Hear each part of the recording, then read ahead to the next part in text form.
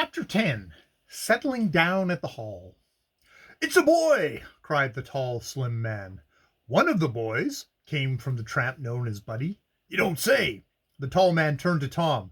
"How did you get here?" "Walked," answered Tom as calmly as he could, although this was not saying much, for he realized that the pair before him were desperate characters, and that he was no match for them. "Have you been spying on us?" demanded the fellow called Nolly. "I've been spying on this man," answered Tom, pointing to the other fellow. "He stole my brother's watch. What have you done with it?"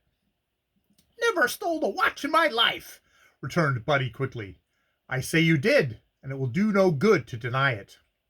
"If you say I stole any watch, I'll knock you down," cried Buddy fiercely, and he rushed at Tom and aimed a blow at the boy's head with his stick. Nolly also ran forward with his sandbag, and seeing this, Tom leaped back and was soon making tracks as fast as his legs could carry him. The two men did not pursue him far. Instead, they turned and ran in the opposite direction. Tom hurried on until he came within sight of a large farmhouse. Reaching the front door, he used the brass knocker vigorously. Soon an upper window was raised, and the head of a middle-aged man was thrust out. "Who is there?" he demanded. "I want help, sir," answered Tom. "I'm a pupil at Putnam Hall, and I've just spotted a fellow in this neighborhood who robbed my brother of a gold watch." "Is that so?" "Oh, Papa, it is one of the boys Grace and I were telling you about." Papa, is it one of the boys Grace and I were telling you about?" came in the voice of Nellie Lanning. "Aren't you Tom Rover?" "Yes, this must be Mr. Lanning." "Yes, my boy, I am John Lanning," answered the farmer. "I will be down in a moment. We are in the habit of retiring early." In a few minutes, Tom was led into the house, and he told his story to John Lanning, his wife, and the two girls, all of whom listened with interest. Then a hired man was aroused, and the two men and the boy hurried to where the campfire had been located. But, as stated before, Buddy and Nolly had made good use of their time, and no trace of them was to be found. "They have skipped out," said Mr. Lanning. "To look for them will be worse than looking for spiders in a cornstack. I suppose you'll be getting back to Putnam Hall now?" "If it's all the same, I would like to engage a room at your farmhouse for the night," answered Tom, and he told his tale. At the mention of Josiah Crabtree's name, John Lanning's face grew dark. "I don't wonder you had a row with that man," he said. "I know him all too well. You can stay at my house if you will, and it shall not cost you a cent." "Hullo, here is luck," thought Tom, and thanked the farmer for his offer. When they got back to the farmhouse, Tom's story had to be told to Grace and Nellie, while Mr. Lanning went off to prepare a room for the youth. "Oh, Josiah Crabtree!" cried Nellie. Why, don't you know he's trying to court our Aunt Lucy?" "Your Aunt Lucy? Who is she?" "Doris Stanhope's mother. Dora's father is dead, you know." "Great Caesar!" burst from Tom. "I hope Dora never gets him for a stepfather." "So do us all, Tom, but I'm afraid he has made quite an impression on Aunt Lucy. She is rich, and my own idea is that Josiah Crabtree is after her money." "He's none too good for it," was Tom's blunt comment. The girls and the lad chatted together for half an hour, and then all retired for the balance of the night. "They're awfully sweet," thought the boy, "these two, and Dora too." He slept soundly, and did not arise until after 7. On coming below, he found a hot breakfast awaiting him, to which is perhaps needless to state he did full justice. While he was talking to the girls and finishing up at the same time, Mr. Lanning came in. "I thought I would tell you that Captain Putnam drove down the Hall Road on his way to school," he announced. "Then I'll get back at once," said Tom, and he bade the various members of the family goodbye. "I hope we meet again soon," he whispered to the girls, and this made both blush. Mr. Lanning would have driven the lad to the academy, but Tom declined the offer and set off on foot. It did not take him long to cover the distance, and he entered the grounds as unconcernedly as though nothing out of the ordinary had happened. "Hello!" cried several cadets as they noticed him.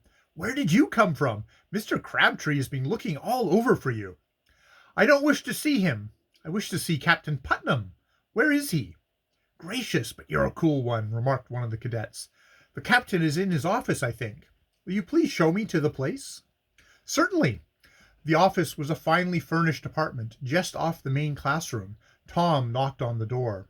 "Come in," said a cheery voice, and the boy calmly entered to find himself confronted not only by Captain Putnam, but likewise by Josiah Crabtree. "Ah, here's the young reprobate now!" cried Crabtree, as, rushing up, he grasped Tom by the arm. "You will kindly let go of my arm, Mr. Crabtree," Tom said steadily. "You shan't run away again." "That's true, now Captain Putnam is here." "So this is Thomas Rover," said Captain Victor Putnam, with something like a twinkle in his clear eyes. "Rover, I have heard a rather serious report about you and your brother Richard." "What kind of report, if I may ask, sir?"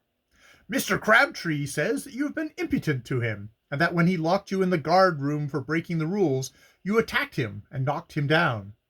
"He attacked me first. If anyone attacked you, wouldn't you be apt to knock him down if you could?" "That would depend on the circumstances, Rover. If a man attacked me on the street, I would certainly endeavor to defend myself to the best of my ability. But you must remember that you are a pupil here, and Mr. Crabtree is one of your masters, appointed by me." "I'm not a pupil yet, sir, although I very much hope to be soon." "Why, what do you mean?" demanded Victor Putnam. Now his voice grew stern. Many a boy would have flinched, but Tom had determined to say just what he thought of Crabtree, and he stood his ground. "I mean just this, Captain Putnam. I came to Putnam Hall with the best intentions in the world of doing my duty as a pupil and becoming a credit to your institution. I hadn't thought of breaking a rule or being impudent. Before I entered your grounds, I thought of a big firecracker I had in my pocket, and just for the fun of the thing, set the cracker off, as sort of a farewell to the outdoor life so soon to be left behind." "Captain Putnam, are you going to listen to such tomfoolery?" interrupted Josiah Crabtree. "I believe I have the right to tell my story," answered Tom. "Unless that right is granted, I shall leave the hall, go back to my guardian, and tell him that I refuse to become a pupil here." "You are a pupil already," snarled Crabtree. "I am not, and that is just the point I am trying to make," went on Tom to the owner of Putnam Hall. "As soon as the firecracker went off, this man rushed up and demanded an explanation. He was going to lock up my brother first, but I said I had fired the cracker, and so he compelled me to go to the guard room with him. I was locked in and treated to bread and milk for supper, and he wanted to steal the keys of my trunk and valet from me." "Steal!" ejaculated Josiah Crabtree. "That is what it amounted to, for the keys and boxes are my property."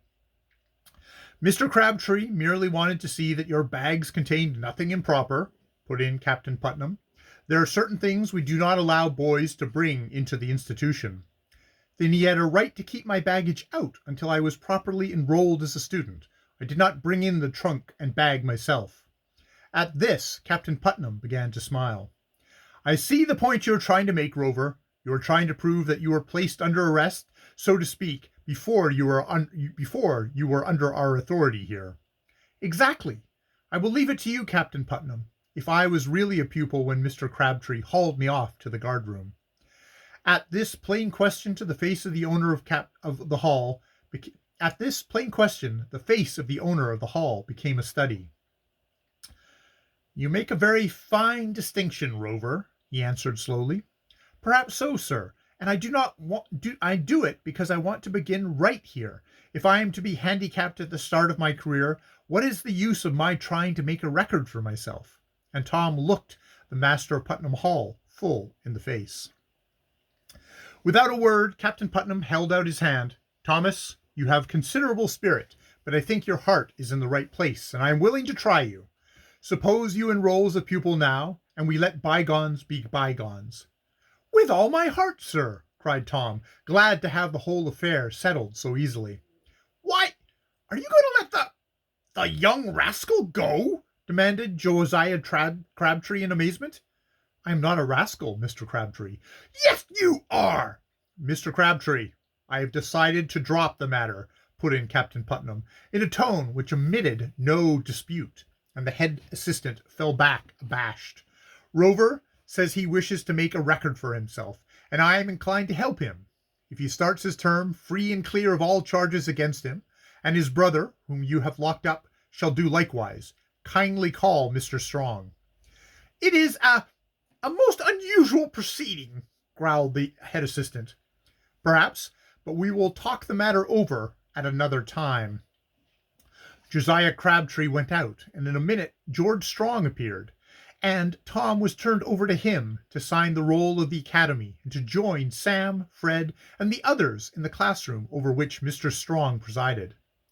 "Hello, you're back," whispered Sam, but no more could be said until recess, when Tom told his story in detail. In the meantime, Dick was released.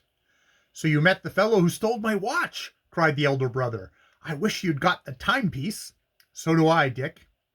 Dick had been captured by Josiah Crabtree just as he was vaulting the iron fence around the guardroom window. The head assistant had locked him up in the apartment Tom had occupied, and there Dick had remained all night. "Oh, that Crabtree is a terror," said Dick later on. "I hope Doris Stanhope's mother never marries him." "I'll wager neither of you have heard the last of Crabtree, even if we are not in his classes," remarked Sam. "He will watch for a chance to get even. Mark my words." "I don't doubt it, Sam," answered Tom, "but let him come on. I intend to do my duty as a cadet, and I am not afraid of him." End of chapter 10.